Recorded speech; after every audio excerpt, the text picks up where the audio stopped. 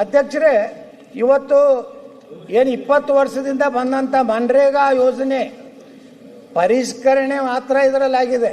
ಪೂರ್ತಿ ತೆಗೆದು ಹಾಕಿದ್ದಾರೆ. ಪೂರ್ತಿ ನರೇಂದ್ರ ಮೋದಿಯವರು ಗ್ರಾಮೀಣ ಪ್ರದೇಶದ ಹಕ್ಕನ್ನು ಕಸಿಕೊಂಡಿದ್ದಾರೆ ಅನ್ನೋದರಲ್ಲಿ ಯಾವುದೇ ರೀತಿ ಆಧಾರ ರಹಿತ ಟೀಕೆ ಒಳ್ಳೆಯದಲ್ಲ. ಮತ್ತು ಪಾರದರ್ಶಕವಾಗಿ ಸಮರ್ಥವಾಗಿ ಜಾರಿಗೆ ಆಗೋದನ್ನು ಇವತ್ತು ಈ ಒಂದು ಯೋಜನೆಯಲ್ಲಿ ನಾವು ನೋಡಲಿಕ್ಕೆ ಸಾಧ್ಯ ಆಗ್ತದೆ.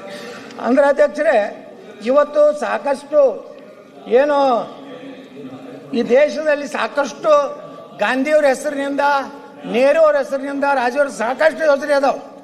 ಇವತ್ತು ನೋಡ್ರಿ ಅಧ್ಯಕ್ಷರೇ, ಈ ದೇಶದಲ್ಲಿ ನಮ್ಮ ರಾಜ್ಯದಲ್ಲೇ 25 ಯೋಜನೆಗಳು ರಾಜೀವ್ ಗಾಂಧಿಯವರಿಂದ, ಇಂದಿರಾ ಗಾಂಧಿಯವರ ಹೆಸರಿದೆ.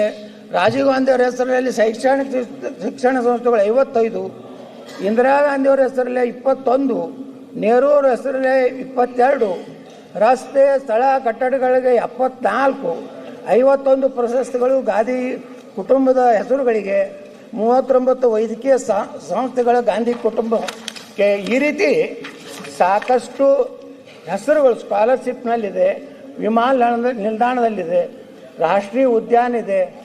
ಆದರೆ ಯಾರು ಮಹಾತ್ಮ ಗಾಂಧಿಯವರು ತಾವು ಪ್ರತಿಯೊಂದು ಸಂದರ್ಭದಲ್ಲಿ ಅವರ ಸಮಾಧಿಗೆ ಮುಂದೆ ಹೋಗಿ ನೋಡಿದ್ರೆ ಹೇ ರಾಮತ್ ಬರೆದಿದ್ದಾರೆ. ರಾಮನ ಹೆಸರಲ್ಲೇ ಮಾಡಿದ್ದಕ್ಕೆ ಇವರಿಗೆ ತೊಂದರೆ ಆಗಿದೆ ವಿನಃ ರಾಮನ ಹೆಸರು ಬಂದಿದ್ದಕ್ಕೇ ಒಮ್ಮೆ ಲೋಕಸಭೆಯಲ್ಲಿ ಅಟಲ್ ಬಿಹಾರಿ ವಾಜಪೇಯಿ ಒಂದು ಮಾತು ಹೇಳಿದರು, ನೀವು ಏನಾದರೂ ಹೋರಾಟ ಸಂಘರ್ಷ ಜಗಳ ಮಾಡೋದಿದ್ರೆ BJP ಜೊತೆಗೆ ಮಾಡಿರಿ, ನಮ್ಮ ಪಕ್ಷದ ಜೊತೆಗೆ ಮಾಡಿರಿ. ಆದರೆ ರಾಮನ ಜೊತೆಗೆ ನೀವೇನಾದರೂ ರಾಮನನ್ನು ಏನಾದರೂ ನೀವು ಅಪಪ್ರಚಾರ ಮಾಡಲಿಕ್ಕೆ ಹೋದರೆ ನಿಮ್ಗೆ ಅಸ್ತಿತ್ವ ನಿಮ್ದು ಹೋಗಿಬಿಡ್ತೈತೆ ಅನ್ನೋಂಥ ಎಚ್ಚರಿಕೆಯನ್ನು ಅಟಲ್ ಬಿಹಾರಿ ವಾಜಪೇಯಿ ಕೊಟ್ಟಿದ್ರು.